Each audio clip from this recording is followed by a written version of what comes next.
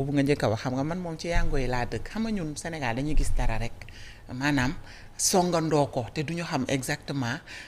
lan mooy historique gu loolu yango yi déjà am na beneen façon mi ngi commencé bari ci li nga xamante ne moom mooy réew mi lan mooy historique gu loolu yango toog sa kër commandé taxi mu ñëw fekk la fa lan mooy historique bi. waaw laaj nga laaj bu am solo boo xam ni peut-être jàpp naa ni sénégalais yi xam histoire u yango ci réew mi mën naa ne la matuñu fukk. bariwul de man de bokkuma ci. dëgg la le mot yango fi mu jógee dans les débuts des années 80 après la fin de la guerre froide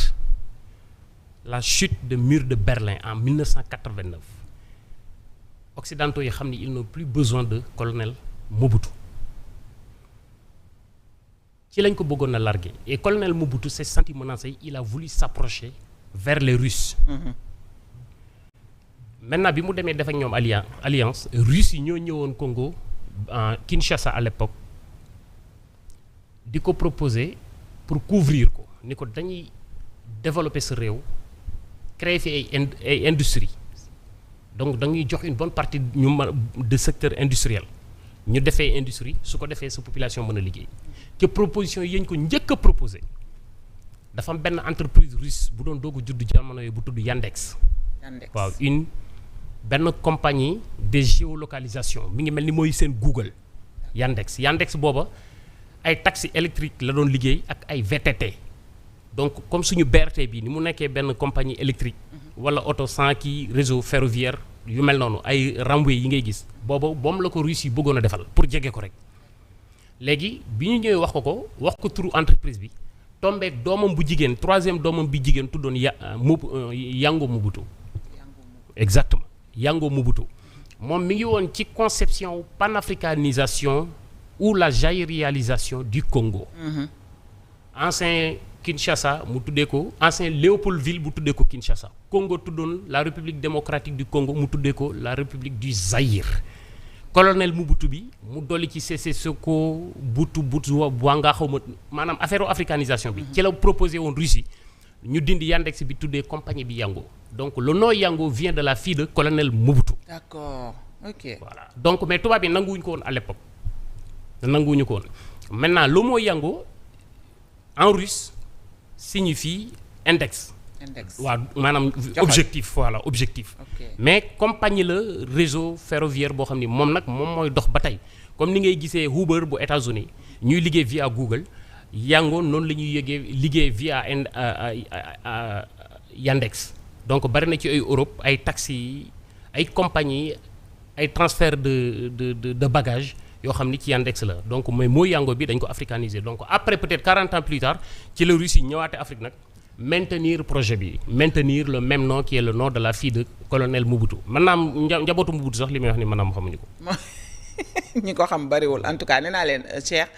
ñàkkul ne biir bopp bi am na machine bu mu fa installé rek boo xam ne daanaka moo koy souffler tur yeeg date yeeg yi ni mel Cheikh date yeeg tur yi ni nga koy téye sa biir bopp bi vraiment ñun ñii ne dañoo jàng vraiment ñun sax on a ce problème Cheikh. waaw mais xam nga Fatou il faudrait que sénégalais yi xam benn affaire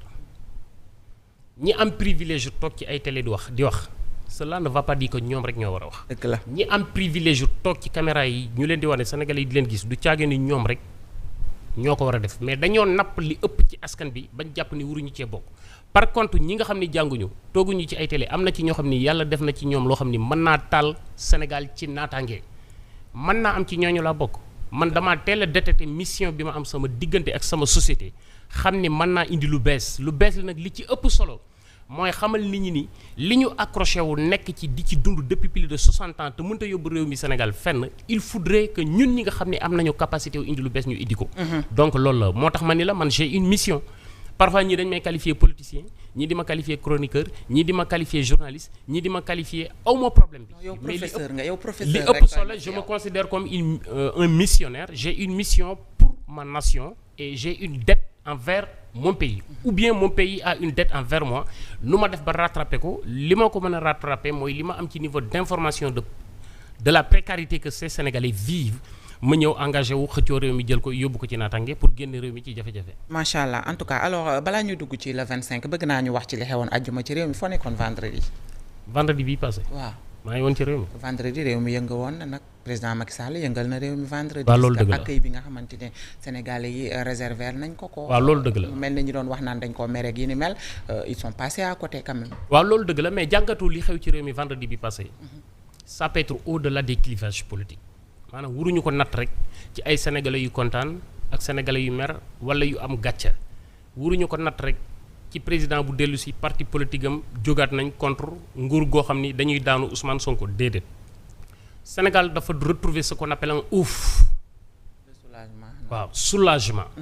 Macky Sall li mu def mooy le génie sénégalais bi ñuy wax Sénégal différence am ak yeneen réew yi mooy ñun bu ñu demee bay bëgg a réeroo suñu réew mën nañu remettre dans les rangs ñu toog autour d'une table wane leneen luy wane ni suñu réew moo gënal lépp lu dul suñu réew. li am bi passé day delloowaat confiance les investisseurs bu mu la bett dans les jours à venir les institutions de Bretton Woods muy Banque mondiale ak FMI bu mu la bett bu ñu publier ni am na beneen accord bu ñuy am ak Sénégal pour indiwaat alal koom-koom ci biir Sénégal ndax ñaari at yi jàll benn régime militaire la ñu considéré woon. régime militaire mooy ku jël réew ci way fippu ay coup d'état interruption institutionnelle su boobaa ñëpp dañuy taxaw di la seetaan bi mag Ousmane Sonko nekkee ci biir nguurug Jomaay noonu la Sénégal meloon moo tax mu wéetoon léegi nag comme ki taxoon ñoom ñu jël réew mi ci frustration dem na ñaari at après mu ñëwaat le peuple génn autour de deux couleurs muy bleu blanc muy couleuru Nations Unies donc li amoon dafay dépasser ay clivage politique et parti politique et li amoon tamit benn parti politique organisé wu ko. waaw du APR du kenn mënut a mobiliser. ça c'est clair. voilà donc Sénégal moo xam moment bi muy am jël décision retrouver waat ak lui-même et c'est ce qui s'est passé maintenant mën nañu am ay jàngat sur le plan politique. parce que 4 jours avant président Macky Sall ak Bassirou Diakhar Diomaye Faye ak Karim Wade daje nañ Doha ñu daje waxtaan bu xóot a xóot bon. jàpp naa ni en toute responsabilité avec information yi ñu am ak Sénégal li muy peser ci suñu continent bi ak jàmm ji mu war a am ñoom ñu uniru ñoom ñett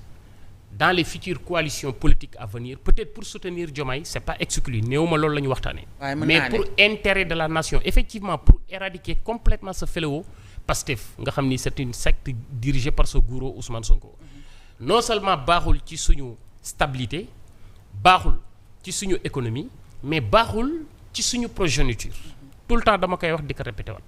ma ni Ousmane Sonko li muy yàq li ci gën a garaaw mooy xale yu ndaw yi judd nga xam ne dañuy am notion wu Ousmane Sonko fii ak 10 ans 15 ans la ñuy gis dégâts yi mu def. donc kooku pour comploter ko complètement éradiquer ko rendi ko complètement politiquement parlant kooku c'est une logique et gisuma ko ci gën a jekk ñett ñooñu nga xam ni boo xoolee. kenn ki day doog a dugg ci carte gi ñaar ñi ci des ñoo defar Sénégal. muy Karim Wade mi nga xam ni baayam moo defar Sénégal nekkoon baayu Macky Sall mi àggale Sénégal fi mu àgg. jël ko teg ko ci loxo Diomaye ñooñu bu ñu waree mën a bale booloo pour jéem a éradiquer Ousmane Sonko dañ koy def et jàpp naa dans les jours à venir ça va se décider. war na mën a nekk. mais bien sûr que oui war na mën a nekk lépp luy xeetoog la classe politique de 60 à 2026. ñu def benn alliance dem autour de Bassirou Diakhar Diomaye Faye.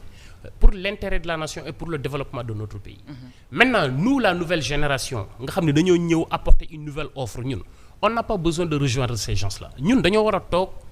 faire leen face parce que réew muy dem ci démocratie li koy alimenter mooy il faudrait des gouvernants qui gouvernent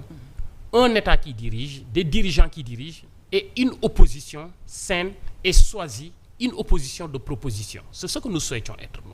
parce que réew mi boo xoolee ñi ko tabax ñi nekk ci politique bi 1960 ba léegi ñu ci bari magal nañ il faut mu tege ci loxo yeneen i doomam yooyu man gisuma ku ma ci gën a jekk gisuma ku ci gën a jekk Ablaye Guèye gisuma ku la ci gën a jekk ñun nag waruñoo profité ñoom ci seen coow pour am ci doole ñoom dañ leen war a fexe jubali ñu ànd ñoom pour tabax li ñu mën mais bu ñu defaroon Sénégal ba mu mel ni Madinatul Munawwara bu ñu neexee ñu ni Sénégal dañoo bëggoon mu mel ni Times Square mooy fii foofu Times Square mooy fi gën a am naataange ci monde bi nekk benn poxos bu ndaw la nekk biir New York comme on comprend voilà donc c'est ça la véritable responsabilité wu une opposition ñun nag ñun waa ma réew dañoo décider ñëw ab indi beneen politique bu bees danañ wax ju bari mais lépp lu ñu wax day des ci bopp nit important. lépp lu ñu wax bu ko nit càmbaree dina xam ni lii waxuñu ko pour sunu njariñ ñun waxuñu ko pour sunu intérêt bopp dañ koy wax pour intérêt wu réew mi. lépp lu ñuy wax dañ koy wax pour bu ci nit àndeek ñun bu ñu jotee ci réew mi dinañ mën a génne réew mi ci guute gi mu nekk yóbbu ko ci naataange donc loolu moom mooy suñu. c'est important et ñëw bi sax nag jigadiwu ñu doon wax naan moor yi fi amoon Macky Sall laak warul ñëw ci réew meek mais terewul bi mu ñëwee ba dem quand même gis nañ ne Diomaye dem na CEDEAO réew mi ngi am tuuti souffle comme ni nga ko waxee sànq donc jigadiw Macky waaw xam nga loolu dafa bari ay discours yi ci am yu fasantikoo dafa am discours populiste yi nga xam ne xamuñu lu bari mooy catégorie wu doomu aadama yi topp Ousmane Sonko xam nga dans la vie dafa am lu ñuy wax illusion des